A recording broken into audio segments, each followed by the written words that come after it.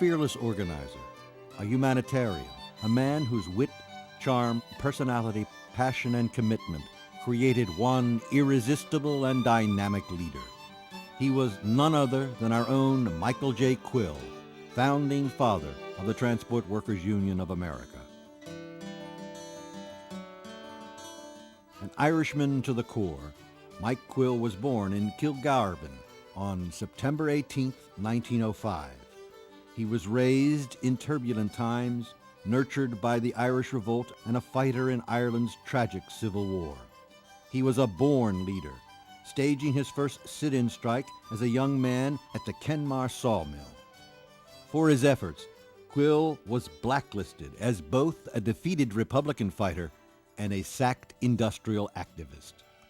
Penniless, he headed for America, where life for Quill and for transport workers would soon be changed forever.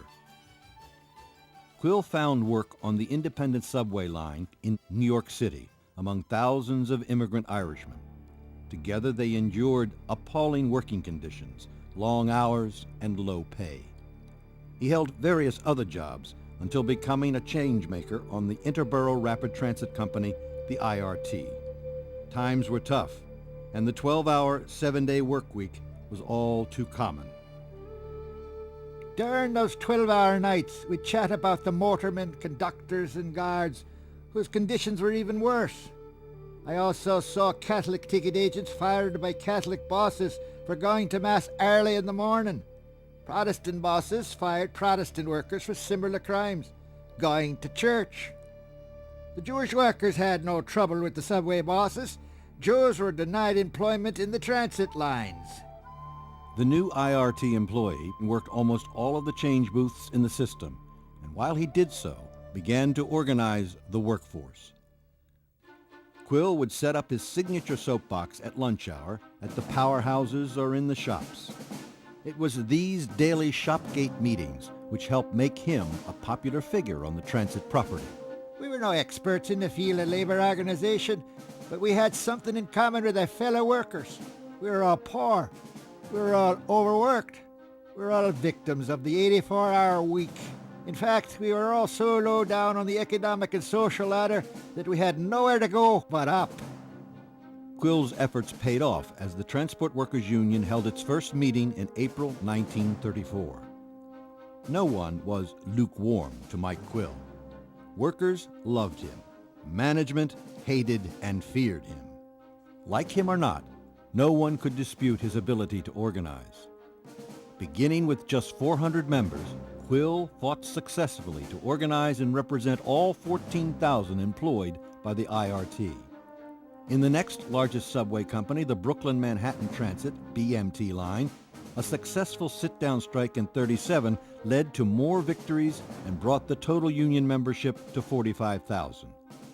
By now, Quill's political influence was also taking shape. Fully aware of the power of both organizing and politics, Quill was elected to the New York City Council in 1937. Word of Quill's organizing success quickly spread, and in the mid to late 40s, membership was extended to airline, utility, and railroad workers. From the earliest days of the union, Quill insisted that TWU stand up for all workers, regardless of race, color, or creed, and he himself led the way.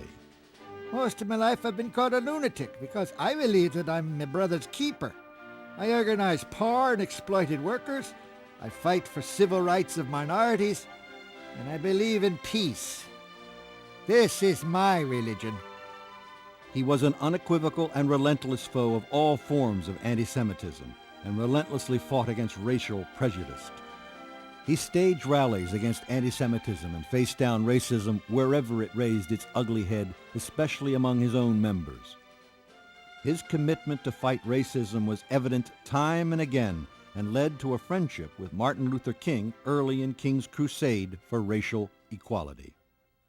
Despite all his success, Quill is probably best remembered for his role in the citywide transit strike back in 1966, a strike that brought New York City's transit system to a grinding halt. By a judge's injunction, the strike was ordered to end. but an ailing Mike Quill was steadfast. The judge can drop dead in his black robes. I don't care, I rot in jail. I will not call off the strike. Quill and 7 other union leaders were arrested for refusing to obey the judge's order.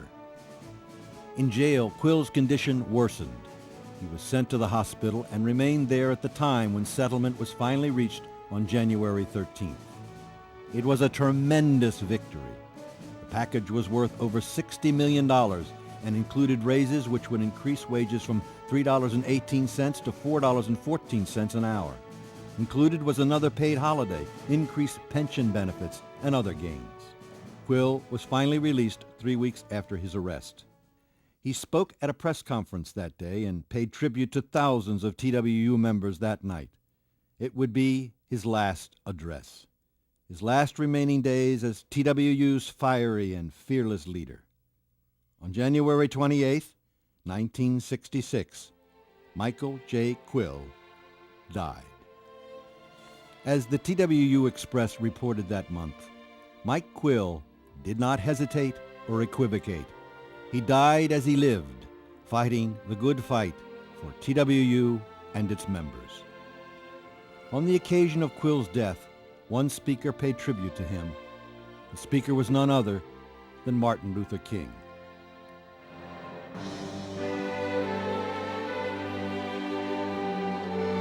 For all ages, for all time, we will never forget our founder, the fearless fighter, a true believer in our union and in all mankind.